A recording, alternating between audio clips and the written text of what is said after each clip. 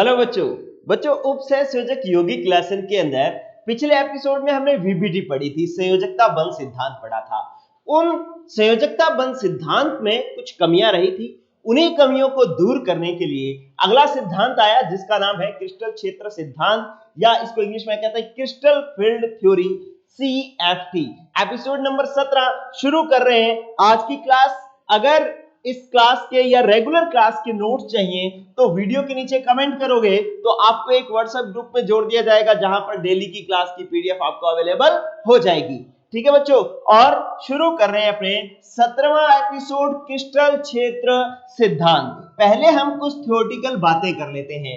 Number 1 point कि जो crystal क्षेत्र सिद्धांत है ना, वो किसने दिया? एच बेथे नाम का वैज्ञानिक था जिसने क्रिस्टल क्षेत्र सिद्धांत दिया। ठीक है, तो किसने प्रतिपादित किया क्रिस्टल क्षेत्र सिद्धांत? एच बेथे ने।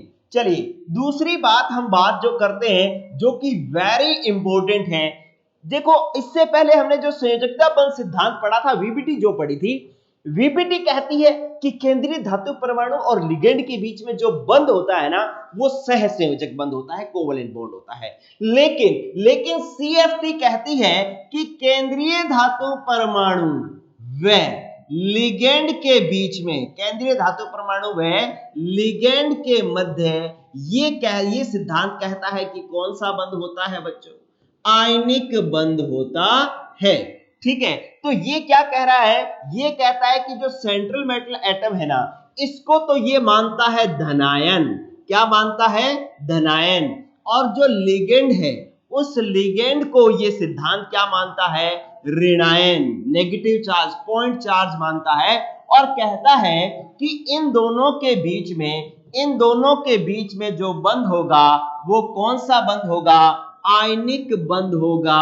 इस आयनिक बंध को हम जो एक और नाम दिया करते हैं, स्थिर वैद्युत आकर्षण बल होगा। ठीक है, तो ये बात ये कहता है। तो अभी तक क्रिस्टल क्षेत्र सिद्धांत की सबसे इंपॉर्टेंट लाइन ये आई है कि केंद्रीय धातु परमाणु और लिगेंड के बीच में आयनिक बंध होता है। ये लिगेंड को जो है ऋणायन मानता है और केंद्रीय धातु परमाणु को धनायन मानता है। फिर चले आगे, अब अपने देखें क्या कहता है कि अगर आयनिक बंध है तो इसके अंदर दो तरीके के बल काम करेंगे, एक आकर्षण और एक प्रतिकर्षण। ठीक है, तो देखेंगे कि इसके अंदर दो प्रकार के बल कार्य करते हैं। दो प्रकार के बल जो है वो कार्य करते हैं। कौन कौन से बल कार्य करते हैं? एक तो बल कार्य करता है कौन सा? आकर्षण बल कार्य करता है। और दूसरा इन दोनों के मध्य किस किस के बीच की बात कर रहे हैं अपने? केंद्रीय धातु परमाणु और लिगेंड के बीच में एक जो बल कार्य करता है वो होता है प्रतिकर्षण बल। मतलब दो बल जो है इनके मध्य काम करते हैं, एक आकर्षण बल और एक प्रतिकर्षण बल। देखें, जो आकर्षण बल होता है वो तो किस किस के बीच में होता है? कहता है केंद्रीय धातु परमाणु का जो धनावेश होता है उसके व लिगेंड का जो ऋणावेश होता है उसके मध्य, मतलब एक पॉजिटिव चार्ज और एक नेगेटिव चार्ज। और हम लोग जानते हैं कि विपरीत आवेशों के मध्य क्या होता है? आकर्षण बल होता है। इसलिए यहां तो ये आकर्षण बल इनके मध्य कार्य करता है। अब दूसरा बल कौन कैसा कार्य करता है? प्रतिकर्षण बल। अब प्रतिकर्षण बल कैसे कार्य करता है ये देखें।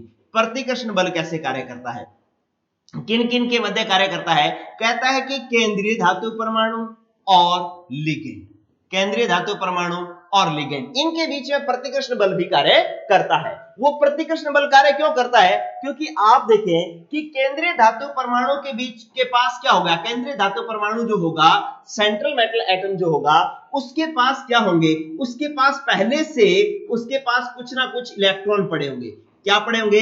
इलेक्ट्रॉन पड़े होंगे। केंद्रीय धातु परमाणु के पास खुद के पास पहले से कुछ इलेक्ट्रॉन पड़े होंगे। उन इलेक्ट्रॉनों व लिगेंड जो लोन पेयर लेकर के आएगा, जो एकांकी इलेक्ट्रॉन युग्म लेकर के आएगा, उन इलेक्ट्रॉन और इलेक्ट्रॉन के बीच में ये इलेक्ट्रॉन भी नेगेटिव चार्ज, ये जो आएंगे इलेक्ट्रॉन ये भी नेगेटिव चार्ज, तो इन दोनों के बीच में कौन सा बल कार्य करेगा? प्रतिकर्षण बल कार्य करेगा। कौन सा बल कार्य करेगा? प्रतिकर्षण बल कार्य करेगा। ठीक है, तो जो अपने पास क्रिस्टल फील्ड थ्योरी है वो कहती है दो प्रकार के आकर्षण बल कार्य करते हैं, एक आकर्षण और एक प्रतिकर्षण। आकर्षण लिगेंड के केंद्रीय धातु परमाणु के धनावेश और लिगेंड के ऋणावेश के मध्य आकर्षण बल हो जाएगा, और प्रतिकर्षण बल केंद्रीय धातु परमाणु के पास खुद के पास पहले से कुछ इलेक्ट्रॉन होंगे, डी कक्षा में कुछ ना कुछ इलेक्ट्रॉन होते हैं ना, तो वो इलेक्ट्रॉन और लिगेंड जो लोन पेयर लेकर के आता है वो इलेक्ट्रॉन इलेक्ट्रॉन एक दूसरे को क्या करते हैं? प्रतिकर्षित। तो इसलिए यहां पर जो है वो प्रतिकर्षण बल कार्य करेगा। चलिए अब अपने आगे चलते हैं। देखें आपके पास जो आकर्षण बल है उससे तो बंध बनेगा, इसलिए हम उसकी तो बात नहीं करते, लेकिन प्रतिकर्षण बल जो है वो कैसे कार्य करता है, इस बात को हमने समझना बहुत ही ज्यादा जरूरी है। आकर्षण बल से तो बंध बनेगा, लेकिन प्रतिकर्षण बल कैसे कार्य करता है ये सीखना बड़ा ही जरूरी है। इसको सीखने के लिए आप ये ध्यान दें कि जब आप देखें प्रतिकर्षण बल कैसे कार्य करता है, कि ये मेरे पास डी के अंदर 5 कक्षक थे। क्या करते? 5 कक्षक। ठीक है, डी उपकोष के अंदर आपको पता है 5 कक्षक होते हैं, 1 2 3 4 5। ठीक है, तो अब इसके पास ये है मेरे पास डी उपकोष। अब इस डी उपकोष के अंदर इस डी में D1 इलेक्ट्रॉन हो सकते हैं, D2 हो सकते हैं, D3 हो सकते हैं। हमने वीबीटी में पढ़ा ना कि डी में कुछ ना कुछ इलेक्ट्रॉन होते हैं। ठीक है, तो डी में कुछ ना कुछ इलेक्ट्रॉन होते हैं, मान लो 1 2 3, ये कुछ भी 3 इलेक्ट्रॉन है, या 4 5 जितने भी हो सकते हैं, इसके पास पहले से इलेक्ट्रॉन है। अब क्या होगा कि यहां पर इससे कौन जुड़ने के लिए आ रहा है? लिगेंड। कौन जुड़ने के लिए आ रहा है? लिगेंड। और लिगेंड के पास क्या है? लोन पेयर मतलब इलेक्ट्रॉन है। ठीक है, तो अब ये वाले जो इलेक्ट्रॉन होंगे वो इन इलेक्ट्रॉनों को क्या करेंगे? प्रतिकर्षित करेंगे। क्या करेंगे? प्रतिकर्षित करेंगे। एक्चुअली होता क्या है कि जब ये जो धनायन जो है वो मुक्त आयन होता है, क्या होता है? मुक्त आयन जब होता है, मतलब सिर्फ जो है, मान लो आपके पास केंद्रीय धातु परमाणु पड़ा है, कोई CO+3 पड़ा है, इसके पास और कोई आसपास कुछ भी नहीं है, तो इसको मैं कहता हूं मुक्त आयन। क्या कहता हूं?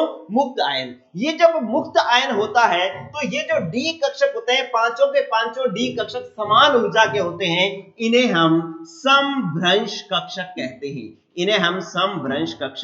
कहते हैं। लेकिन क्या होता है बच्चों कि जब लिगेंड जुड़ने के लिए आता है और इन इलेक्ट्रॉनों को ये वाले इलेक्ट्रॉन प्रतिकर्षित करते हैं, तो ये जो समान ऊर्जा के कक्षक है ये 2 प्रकार के ऊर्जा स्तरों में टूट जाते हैं। किसके कारण? प्रतिकर्षण के कारण। आप देख लें कि ये जो है वो इन इलेक्ट्रॉनों को क्या करते हैं? प्रतिकर्षित करते हैं, और इसी प्रतिकर्षण के कारण जो है ये जो समान ऊर्जा के कक्षक जो थे वो 2 प्रकार के ऊर्जा स्तरों में विभक्त हो जाते हैं। 2 प्रकार के ऊर्जा स्तरों में विभक्त हो जाते हैं। ये कैसे होते हैं, क्या होता है, सब हमने सीखना है, लेकिन एक बार बात सीख लें। अगर मैं बात करूं अष्टफलकीय संकुलों की, किसकी बात करूं? अष्टफलकीय संकुलों की बात करूं, तो ये अष्टफलकीय संकुलों में इस प्रकार से टूट जाते हैं कि 5 में से 3 तो नीचे कम ऊर्जा के रह जाते हैं और 2 जो है उच्च ऊर्जा स्तर में चले जाते हैं। ठीक है, तो इस प्रकार से समान ऊर्जा के 5 कक्षक 2 प्रकार के ऊर्जा स्तरों में विभक्त हो जाते हैं। इसी को हम कहते हैं क्रिस्टल क्षेत्र विपाटन कहते हैं।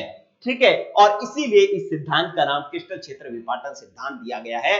अभी तक मैं सिर्फ आपको बेस समझा रहा हूं, ये कैसे हुआ, कैसे विपाटित हुए, कैसे 2 ऊपर गए, कैसे 3 नीचे रहे, वो सारी बात अभी स्टेप बाय स्टेप आने वाली है। लेकिन पहले मुझे ये बताओ कि इस सिद्धांत को क्रिस्टल क्षेत्र सिद्धांत क्यों कहते हैं? क्योंकि जो केंद्रीय धातु परमाणु के जो मुक्त आयन के जो डी कक्षक होते हैं उनकी ऊर्जा समान होती है, पांचों डी कक्षकों की, इन्हें हम समभ्रंश कक्षक कहते हैं। लेकिन जैसे ही लोन पेयर अपने इलेक्ट्रॉन लेकर के, लिगेंड अपने लोन पेयर लेकर के आता है, तो वो इसको प्रतिकर्षित करता है, और प्रतिकर्षण के कारण इसको जो 2 प्रकार के ऊर्जा स्तरों में बांट देता है, विपाटन कर देता है। इसीलिए इसको हम क्रिस्टल क्षेत्र विपाटन सिद्धांत कहते हैं, या क्रिस्टल क्षेत्र सिद्धांत कहते हैं। ठीक है, इसको अपने क्रिस्टल क्षेत्र विपाटन कहते हैं। मान लो ये जो विपाटन हुआ है ना, इस विपाटन को अपने क्रिस्टल क्षेत्र विपाटन कहते हैं, और इस सिद्धांत को अपने क्रिस्टल क्षेत्र सिद्धांत कहते हैं, या कई बार क्रिस्टल क्षेत्र विपाटन सिद्धांत भी कह दिया जाता है। ठीक है, अब अपने बात करते हैं कि ये किस प्रकार से टूटता है, क्या इसकी स्थिति होती है, कैसे प्रतिकर्षण बनता है, उन सारी चीजों के बारे में बात करते हैं। देखिए बात करते हैं कि पहले मैं आपको कुछ बेसिक समझा रहा हूं। ये जो मैं स्लाइड बनाऊंगा, ये जो मैं पेज बनाऊंगा, वो बेसिक क्लास का है, बेसिक बात है। देखो बेसिक बात क्या कहती है, बेसिक बात ये कहती है कि जो कोई भी डी कक्षक होते हैं, डी उपकोष में 5 कक्षक होते हैं। पहले ये बात जान लें, डी उपकोष में कितने कक्षक होते हैं? 5, 1 2 3 4 5। ठीक है, इनका इसका नाम जो है, इनका नाम जो है, इसका नाम होता है डी एक्स वाई, इसका नाम होता है डी वाई जेड, इसका नाम होता है डी एक्स जेड, इसका नाम होता है D x square Y square, और इसका नाम होता है डी जेड स्क्वायर। ठीक है, ये 5 जो है वो डी कक्षक होते हैं। जब ये 5 डी कक्षक जो है वो किसके किसके अंदर होते हैं? मुक्त आयन के पास होते हैं। मुक्त आयन, मुक्त आयन कौन सा? मुक्त धातु आयन के पास जब ये डी कक्षक होते हैं। मुक्त धातु आयन का मतलब है इसके पास और कोई भी व्यक्ति नहीं है, ये अकेला ही पड़ा है। तो उस स्थिति में पांचों डी कक्षकों की ऊर्जा जो है क्या होती है? इस स्थिति में पांचों डी कक्षकों की ऊर्जा जो है वो क्या होती है बच्चों? डी कक्षकों की जो ऊर्जा होती है वो कैसी होती है बच्चों? समान होती है। कैसी होती है? समान होती है।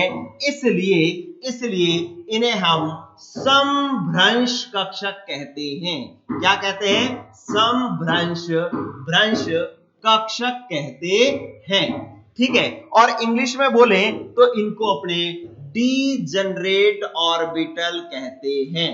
डीजनरेट ऑर्बिटल कहते हैं।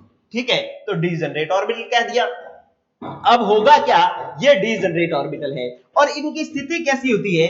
इनकी स्थिति ये होती है कि ये जो कक्षक है ना, इनमें से ये जो तीन है, इनकी और इनकी, इन दो की स्थिति अलग अलग प्रकार की होती है। कैसे? अगर मैं इनको बनाऊं तो आपको पता होना चाहिए कि डी कक्षक की आकृति जो है वो कैसी होती है। आपको पता होनी चाहिए कि डी कक्षक की आकृति जो होती है बच्चों, वो द्विडंबलाकार होती है।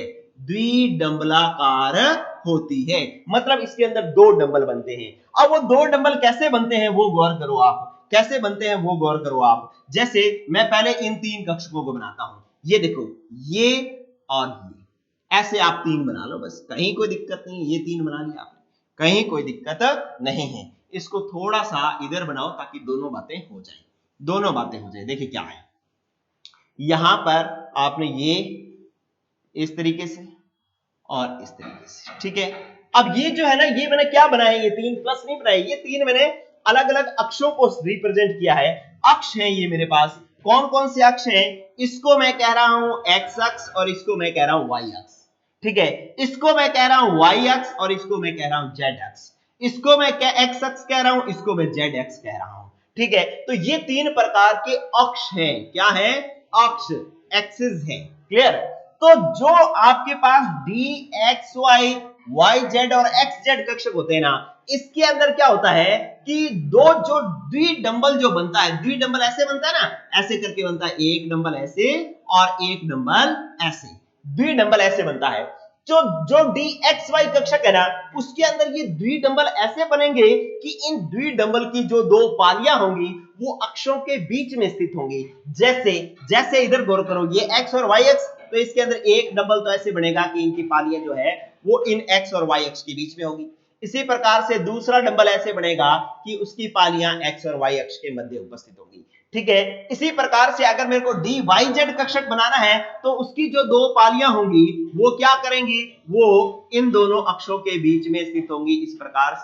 इस प्रकार से ये लो। अब इसी तरीके से जो एक्स जेड कक्षक होगा उसके अंदर भी द्विडंबल की दोनों पालियां अक्षों के मध्य स्थित होगी।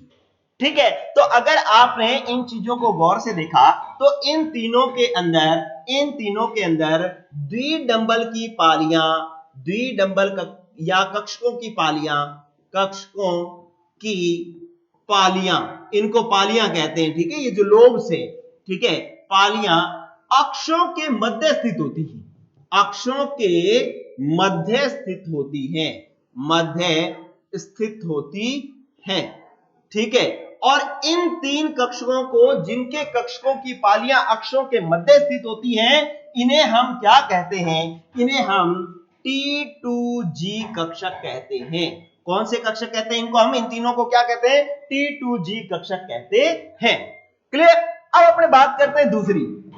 क्या होता है कि अब दो रह गए, एक तो एक्स स्क्वायर वाई स्क्वायर और एक रह गया जेड स्क्वायर। ठीक है, आप ये जान लेना, जैसे ही स्क्वायर आ जाएगा पाली जो है वो अक्ष के ऊपर चढ़ जाएगी।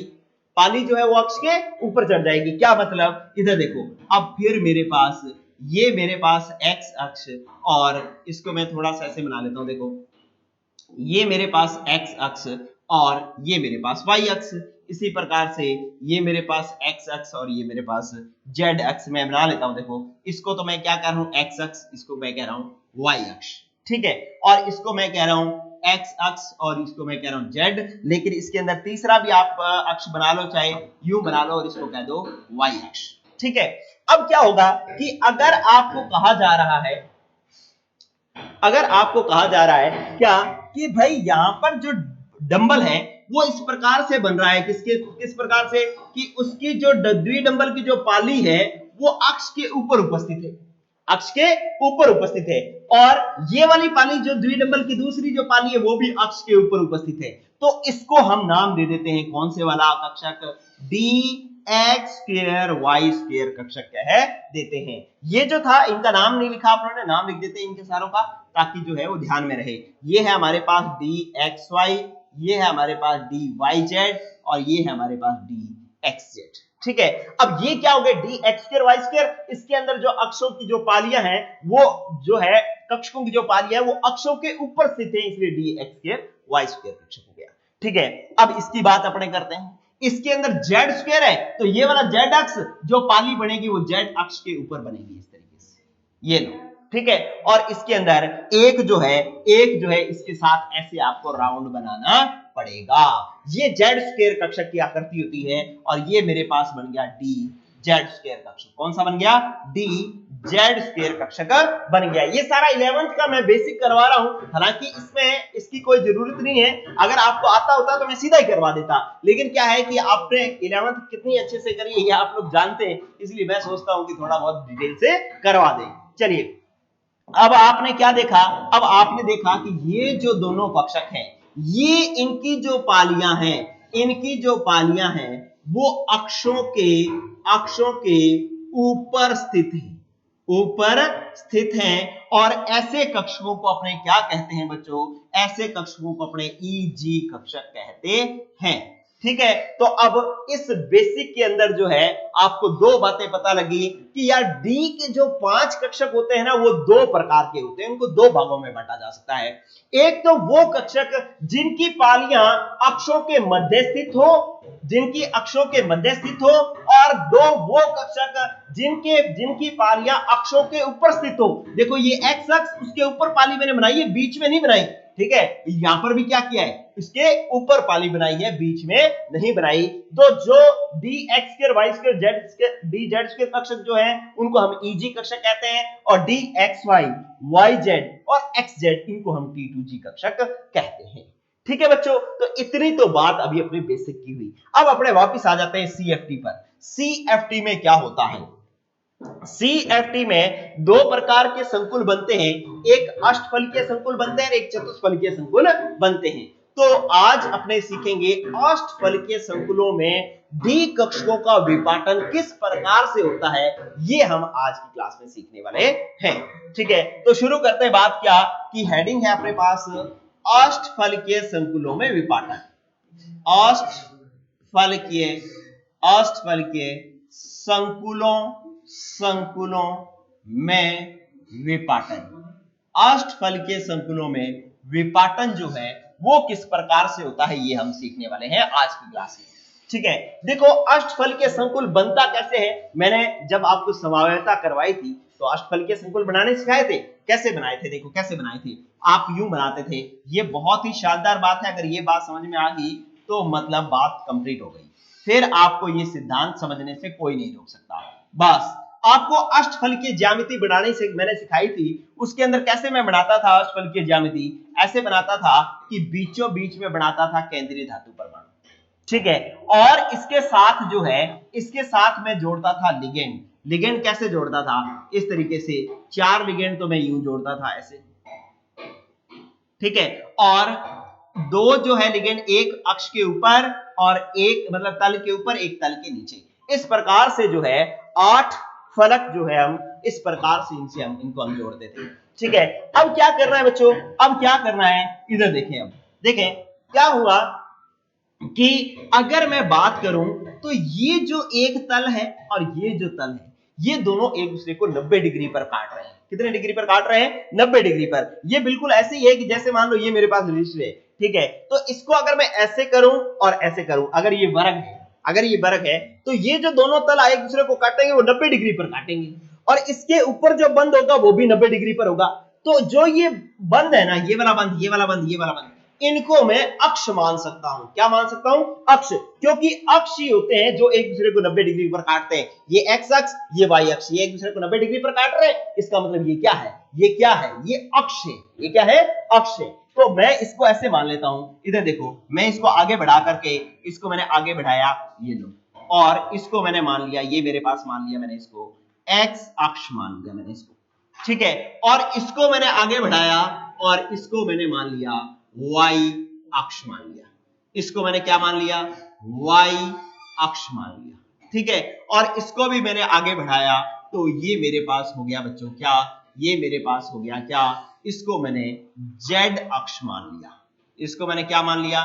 z अक्ष मान लिया, ठीक है। इतनी बात आप समझे पहले कि ये x अक्ष है, ये पूरा x अक्ष है, ये पूरा y अक्ष है, ये पूरा z अक्ष है, ठीक है। और इन x y z अक्षों के अंदर जब इसकी स्ट्रक्चर बनेगी, जब अष्टफलकीय संकुल बनेगा, तो आपको पता है ना कि एक लिगेंड यहां पर जुड़ेगा, एक यहां पर जुड़ेगा, एक यहां पर जुड़ेगा, यहां पर जुड़ेगा, यहां पर जुड़ेगा, यहां पर जुड़ेगा, तभी तो अष्टफलकीय संकुल बनेगा ना, ठीक है। तो अब मैं क्या करता हूं कि यहां पर लिगेंड जोड़ देता हूं, लिगेंड जोड़ देता हूं। देखो, एक तो यहां पर लिगेंड आकर के जुड़ेगा, यहां पर लिगेंड आकर के जुड़ेगा, इधर से भी y अक्ष पर भी लिगेंड जुड़ आकर के जुड़ेगा, और इस पर भी यहां पर लिगेंड आकर के जुड़ेगा।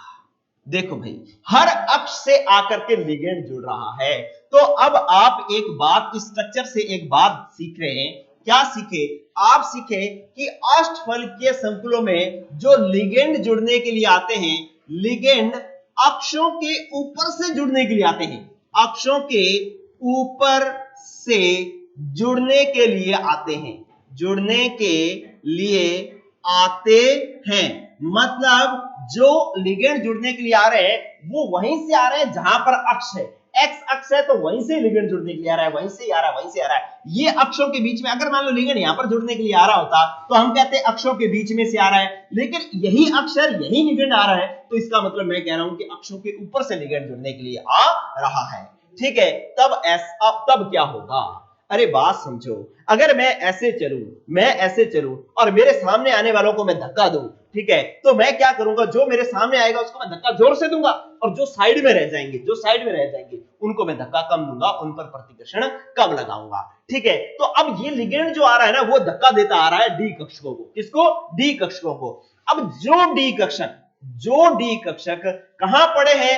अक्षों के ऊपर पड़े हैं, उन पर तो ये लिगेंड प्रतिकर्षण लगाएंगे ज्यादा, और जो कक्षक अक्षों के मध्य स्थित हैं वो इस लिगेंड से दूर रह जाएंगे, उन पर ये प्रतिकर्षण लगाएंगे कम, ठीक है। तो अब आप देखें मैं क्या कह रहा हूं कि अक्षों के ऊपर से जुड़ने के लिए आ रहे हैं। आपने ये क्या सुना कि अक्षों के ऊपर से जुड़ने के लिए आ रहे हैं, ठीक है। तो इसलिए वे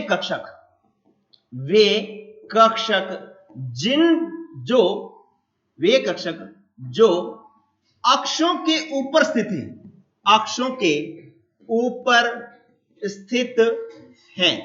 अब अक्षों के ऊपर कौन कौन से कक्षक स्थित हैं उनको आप लिख लो।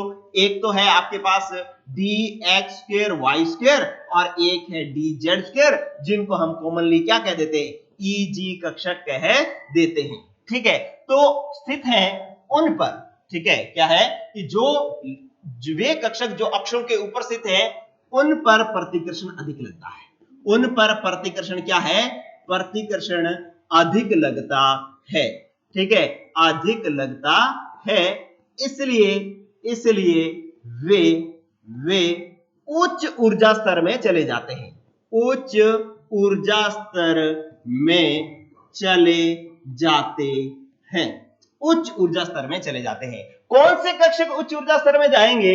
जो अक्षों के ऊपर उपस्थित होंगे, क्योंकि अक्षों के ऊपर, जैसे मान लो ये अक्ष था, यहीं पर ये कक्षक था, उसकी पाली यहीं पर थी, यहीं से लिगेंड जुड़ने के लिए आ रहा था, तो इसके आमने सामने टक्कर होगी तो इस पर प्रतिकर्षण लगेगा ज्यादा, और ज्यादा लगेगा तो उच्च ऊर्जा स्तर में चला जाएगा। और अक्षों के ऊपर कौन कौन से कक्षक स्थित होते हैं? अभी अभी तो बताया, ये dx2 y2 और dz2 ये अक्षों के ऊपर उपस्थित होते हैं, ईजी कक्षक इनको कहते हैं। इन पर प्रतिकर्षण ज्यादा लगेगा, ये दोनों उच्च ऊर्जा स्तर में चले जाएंगे। चलिए अब बात करते हैं नेक्स्ट, तीसरा पॉइंट देखें। तीसरा पॉइंट देखें क्या है कि वे कक्षक जो अक्षों के मध्य स्थित हैं, अक्षों के मध्य स्थित हैं, ठीक है। अब अक्षों के मध्य कौन कौन से स्थित हैं उसको अपने नोट कर लो, वो है अपने पास। अब आपको पता लग जाना चाहिए, एक तो dxy है, एक dyz है, एक dxz है, जिनको हम कॉमनली T2G कक्षक कहा करते हैं, ठीक है। ये है, तो आप कहेंगे कि इन पर प्रतिकर्षण अधिक लगता है, इन पर प्रतिकर्षण जो है वो क्या लगता है? कम लगता है, क्योंकि ये दूर रह जाता है ना। इन पर प्रतिकर्षण जो है वो क्या लगता है? इन पर प्रतिकर्षण जो है वो कम लगता है। इन पर प्रतिकर्षण क्या लगता है? कम, ठीक है, प्रतिकर्षण कम लगता है। कम लगता है तो ये क्या होते हैं बच्चों? ये निम्न ऊर्जा स्तर में रह जाते हैं, ये निम्न ऊर्जा स्तर में रह जाते हैं या निम्न ऊर्जा स्तर में चले जाते हैं, ठीक है। तो अब आपको पूरी कहानी समझ में आई, क्योंकि जो डी कक्षकों का जो विपाटन हो रहा है उसके अंदर नीचे कौन से रह रहे हैं? T2G कक्षक। कौन से रह रहे हैं? T2G कक्षक जो है, T2G कक्षक कौन से? dxy yz xz, ये नीचे रह रहे हैं क्योंकि ये अक्षों के बीच में स्थित थे, उन पर प्रतिकर्षण कम लगा रहा था, ठीक है, इसलिए वो नीचे रह रहे हैं। लेकिन जो ईजी कक्षक है वो तो बेटे भिड़ के लिगेंड के सामने भिड़ गए, बिल्कुल। अब भिड़ गए तो उनके अंदर तो प्रतिकर्षण ज्यादा लगेगा तो उच्च ऊर्जा स्तर में चले गए, ठीक है। तो इस प्रकार से जो समान ऊर्जा के डी कक्षक थे वो दो प्रकार के ऊर्जा स्तरों में बंट गए, एक निम्न ऊर्जा स्तर और एक उच्च ऊर्जा स्तर। निम्न में कौन से गए? T2G, निम्न में कौन से गए? T2G, और उच्च में कौन से गए? EG। चलिए अब इस बात को बना लेते हैं, इस बात को बनाओ। देखिए कितनी शानदार बात है। अब आपको पूरा का पूरा इस कंसेप्ट में लास्ट जो है क्रिस्टल क्षेत्र विपाटन सिद्धांत की आज की पूरी कहानी जो है अब आपको आपके सामने आने वाली है। देखो ये इस प्रकार से 5 मैंने डी कक्षक बनाया, ठीक है, 5 मैंने डी कक्षक बनाए। इनको मैं क्या कह रहा हूं कि ये डी उपकोष है और सबकी ऊर्जाएं समान है, इसलिए ये समभ्रंश है। कैसे है? समभ्रंश है ये, ठीक है। और ऐसा कब होता है? जब ये मुक्त धातु आयन में उपस्थित हो, मुक्त धातु आयन में उपस्थित हो, तब ये बेचारे इस प्रकार से पड़े होते हैं, बिल्कुल बराबर ऊर्जा स्तर में पड़े होते हैं। अब क्या हुआ, जैसे ही इसके साथ लिगेंड जुड़ने के लिए आया, लिगेंड जुड़ने के लिए आता है ना, तो इसकी ऊर्जा बढ़ जाती है। पहले पूरे की ऊर्जा बढ़ती है, पहले पूरे की ऊर्जा बढ़ती है, अब बढ़ गई पूरे की ऊर्जा, और ये इस प्रकार से ऊर्जा जो है बढ़ करके यहां आ गई। देखें 1 2 3 4 और 5। अब इसके नीचे लिख लो, ये क्यों ऊपर चला गया? आप कहोगे लिगेंड की उपस्थिति में, लिगेंड की उपस्थिति में क्या होगा? उपस्थिति में इसकी ऊर्जा जो है वो क्या हो जाती है? बढ़ जाती है, बढ़ गई भाई ऊर्जा, ठीक है। अब क्या होगा? अब क्या होगा कि जब लिगेंड इससे जुड़ेगा, लिगेंड इससे जुड़ेगा ना, तो ये जो डी कक्षक है, 5 जो डी कक्षक है, वो दो प्रकार के ऊर्जा स्तरों में बढ़ जाएंगे। कैसे बढ़ेंगे वो मैंने आपको बता दिया। एक तो ऊर्जा स्तर कहां चला जाएगा? एक तो चला जाएगा उच्च ऊर्जा स्तर में चला जाएगा। देखें किस प्रकार से, ये इस तरीके से होगा कि ये इसके दो ऊर्जा स्तरों में ये बढ़ जाएगा। इस तरीके से एक ऊर्जा स्तर में उच्च में चला जाएगा और एक निम्न में चला जाएगा। उच्च में कौन कौन से जाएंगे? उच्च में दो ही कक्षक जाएंगे। कौन कौन से? दो कक्षक कौन कौन से जाएंगे? एक तो होगा कौन सा? डी डी x2 y2, और एक होगा dz², और इनको हम कौन से वाले कक्षक कहेंगे, इनको हम Eg कक्षक कहेंगे। उच्च ऊर्जा स्तर में तो ये जाते हैं क्योंकि ये अक्षों के ऊपर उपस्थित थे, इन पर प्रतिकर्षण ज्यादा लग रहा था इसलिए। अब जो बाकी बचे 3 हैं वो निम्न ऊर्जा स्तर में रह जाते हैं, 3 जो है वो निम्न ऊर्जा स्तर में रह जाते हैं, और वो 3 कौन कौन से हैं, वो 3 जो है वो है हमारे पास इस तरीके से, वो 3 कौन कौन से हैं, एक तो है हमारे पास dxy, एक है yz और एक है dxz। ठीक है, अब मैं क्या है कि इसको अलग कलर से बनाता हूं ताकि आपके पास जो नोट्स आए ना वो बिल्कुल साफ सुथरे आए और अलग अलग पेन से लिखा हुआ दिखे, तो आपको जो है वो समझने में आसानी हो जाए। ठीक है, तो ये यही तो सारे नोट्स मिलने वाले हैं आपको, यही सारे नोट्स मिलने वाले हैं आपको। क्लियर? तो अब क्या हुआ कि ये उच्च ऊर्जा स्तर में चले गए, ये निम्न ऊर्जा स्तर में चले गए, और इनको इकट्ठा क्या कहते हैं, इनको T2G कक्षक कहते हैं। क्लियर? तो इस प्रकार से ये 2 प्रकार के कक्षकों में बंट जाते हैं। अब Eg कक्षक और T2G कक्षकों के मध्य जो ये ऊर्जा अंतराल आ जाता है, इन दोनों के बीच में कुल जो ऊर्जा अंतराल आ जाता है, ये जो ऊर्जा अंतराल आ गया दोनों के बीच में, इस ऊर्जा अंतराल को इन दोनों के बीच में ये जो ऊर्जा, ये देखें इन दोनों के बीच में ये जो ऊर्जा अंतराल जो आ जाता है, इस ऊर्जा अंतराल को क्या कहते हैं, इस ऊर्जा अंतराल को हम कहते हैं क्रिस्टल क्षेत्र विपाटन ऊर्जा हम कहते हैं। ठीक है, इन Eg और T2G कक्षकों के बीच में जो एनर्जी गैप आ गया, इस एनर्जी गैप को ही हम क्रिस्टल क्षेत्र विपाटन ऊर्जा हम कहते हैं। ठीक है, अब ये जो क्रिस्टल क्षेत्र विपाटन ऊर्जा है ना, ये जो क्रिस्टल क्षेत्र विपाटन ऊर्जा है, इसको क्योंकि ये अष्टफलकीय संकुलों की है, इसलिए हम इसको डेल O से प्रदर्शित करते हैं। किससे प्रदर्शित करते हैं? डेल O से प्रदर्शित करते हैं। O फॉर ऑक्टाहेड्रल, अष्टफलकियों को ऑक्टाहेड्रल कहते हैं, इसलिए डेल O है, ये अष्टफलकीय संकुल है। चलिए अब एक और चीज देखें, एक और मजेदार चीज देखें, क्या कि इन दोनों के बीच का जो ये सेंटर है, इन दोनों ऊर्जा अंतरालों के बीच का जो ये सेंटर है, इस सेंटर को हम बैरी सेंटर कहते हैं। कौन सा सेंटर कहते हैं? इस सेंटर को हम क्या कहते हैं? बैरी सेंटर कहते हैं, बैरी सेंटर कहते हैं। ठीक है, अब बैरी सेंटर की जो ऊर्जा है ना, वो इन दोनों कक्षकों की औसत ऊर्जा क्या होती है? 0 होगी। ठीक है, बैरी सेंटर पर इन दोनों कक्षकों की औसत ऊर्जा क्या होगी? 0 होगी। इसलिए गौर करना, जो Eg कक्षक होंगे इनकी ऊर्जा कितनी बनेगी? गौर करना, इनकी ऊर्जा कितनी बनेगी? इनकी ऊर्जा क्योंकि बढ़ रही है, इसलिए नंबर 1 बात, क्योंकि इनकी ऊर्जा बढ़ रही है इसलिए नंबर 1 बात तो हमें ये पता लगी कि ये ऊर्जा प्लस में होगी। बोलिए, बात समझो कि ऊपर जा रहा है ना, तो ऊर्जा बढ़ रही है तो प्लस में होगी, एक बात। और इनकी जो ऊर्जा प्लस में होगी वो कितनी होगी? ये होगी, आपके पास कुल कक्षक कितने हैं? 5, तो बटा में तो आएगा 5। ठीक है, और ऊपर जो आएगा, ऊपर आएगा 3, तो डेल, मतलब कुल अष्टफलकीय संकुलों की विपाटन ऊर्जा का 3/5 भाग ऊपर जाएगा। तो ये 3/5 भाग को आप सॉल्व करोगे तो कितना आ रहा है? ये देखो, ये सॉल्व करोगे क्या आएगा? प्लस 0.6 डेल O ऊर्जा जो है वो ऊपर जाएगी। ठीक है, अब जो नीचे रहेगी उनकी क्या होगी? क्योंकि नीचे वालों की ऊर्जा घट रही है तो ये किस में होगी? माइनस में। और कितनी होगी माइनस में? 2/5। बटा में तो 5 रहेगा क्योंकि कुल कक्षक 5 हैं, और साथ में गुणा में डेल O आएगा क्योंकि कुल ऊर्जा डेल O, अष्टफलकीय संकुलों की विपाटन ऊर्जा डेल O है, इसलिए गुणा में डेल O आ रहा है। माइनस क्यों आ रहा है? क्योंकि ऊर्जा घट रही है। अब इसको सॉल्व करोगे तो कितना आएगा? इसको सॉल्व करोगे तो आपके पास आएगा माइनस 0.4 डेल O ऊर्जा नीचे वालों की आएगी, और ऊपर वालों की आएगी प्लस 0.6 डेल O आएगी।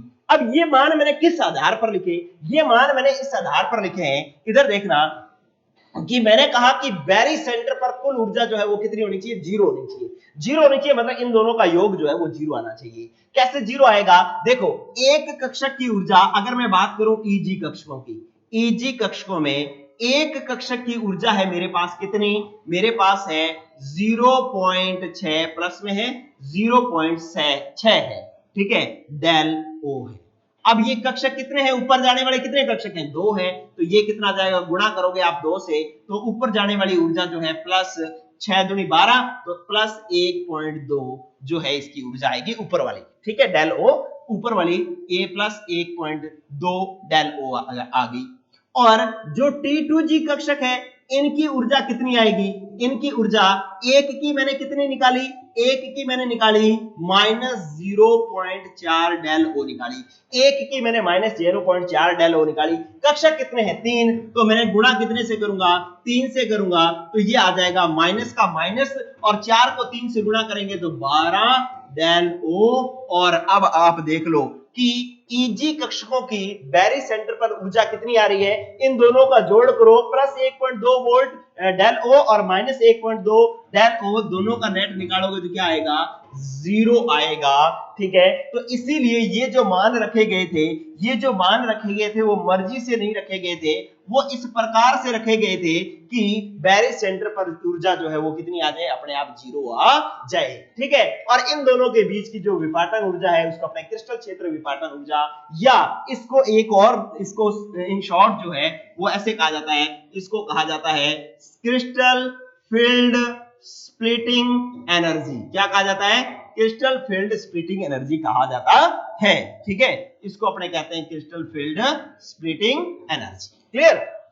तो इस प्रकार से जो है समान ऊर्जा के डी कक्षक 2 प्रकार के ऊर्जा स्तरों में बंट गए, क्लियर। लेकिन सीएफटी यहां पर खत्म नहीं हुई।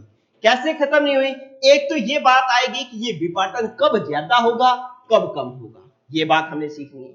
एक बात ये सीखनी है कि अगर इस डी के अंदर यहां पर 5 इलेक्ट्रॉन होते तो वो विपाटन के बाद वो 5 इलेक्ट्रॉन कैसे भरे जाते, एक इलेक्ट्रॉन होता तो कैसे भरे जाता, 9 होते तो कैसे भरे जाते, तो उन इलेक्ट्रॉनों को इसमें कैसे भरा जाएगा, ये हमने सीखना है, ठीक है। और इनका जो विपाटन, कौन सा लिगेंड कितना विपाटन करेगा, ये हमने सीखना है। इसलिए सीएफटी अभी भी खत्म नहीं हुई।